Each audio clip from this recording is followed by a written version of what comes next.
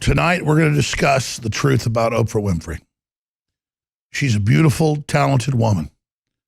But for decades, she has met secretly with David Rockefeller, Bill Gates, and others to promote a world government program that is designed to reduce the African population alone by at least 50%. Behind closed doors on this New York campus, a secret gathering of some of the world's most powerful people.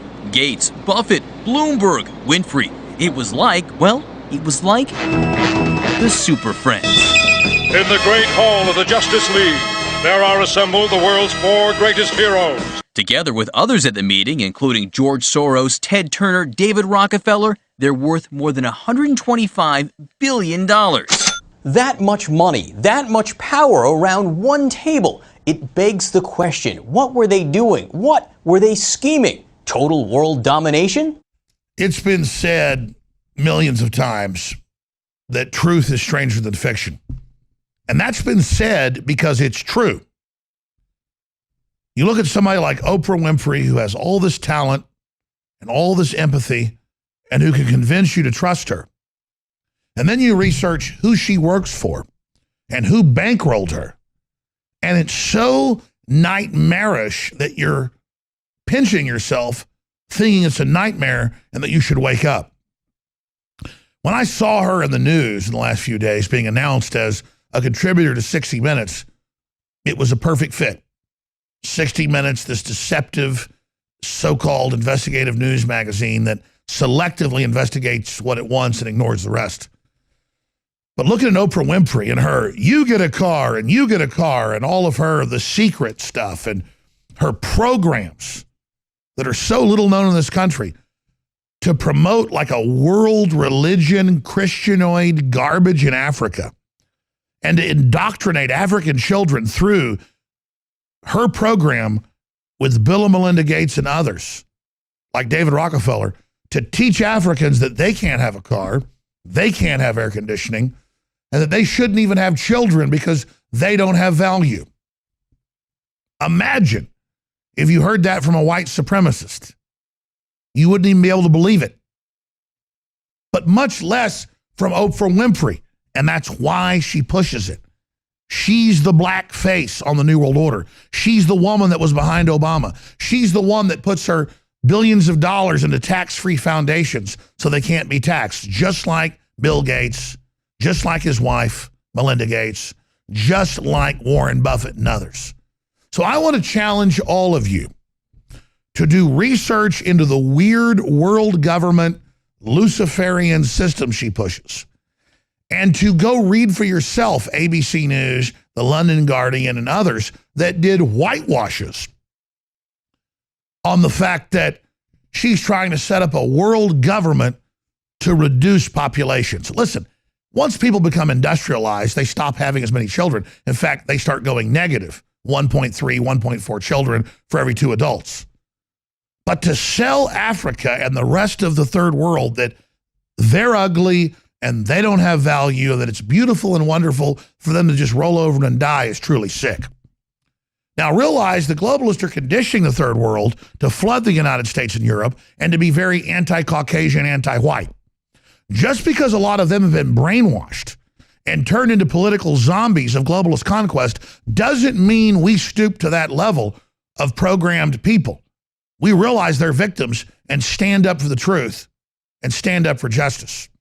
But please, we're just showing you a few news articles here today. Research her tax exemption. Research the globalism, the UN, what she's involved in, and the secret society meeting she's having, deciding the fate of you and I. Because make no mistake, they can have their way with poor Africans and Latin Americans and Asians. But here in the Western world, they are hiding by stealth, by Trojan horse, their attacks on the general public. The chemicals in the food and water, the estrogen mimickers, the cancer rates, the autism exploding, all the secret testing that's been declassified. Why would we trust anything these people do? And then there's the beautiful, shining face. I mean, she's a beautiful woman. She's got great spirit. She's smart. But she joined with the wicked to control the people. Now listen to me and listen carefully. There's no way I'm wrong. I wouldn't accuse her of things like this if it wasn't true. I don't do that. I've done the research. Oprah Winfrey meets in secret with the most evil men and women in the world every year and is given talking points to push on her audience to convince them that they're bad and should roll over and die. She is planning my future and your children's future with the most twisted people this planet's ever seen. And that's a fact. And she needs to go public and release all the information she knows.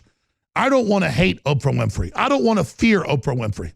I don't want to sit here and expose Oprah Winfrey. But my guts, my soul, my spirit tells me it's got to be done. God, Oprah, you claim you're here to free the people, but you just turned into a slave master. What have you done? The truth about Oprah Winfrey is, whether she's conscious of it or not, she is serving pure anti-human evil, wickedness, corruption.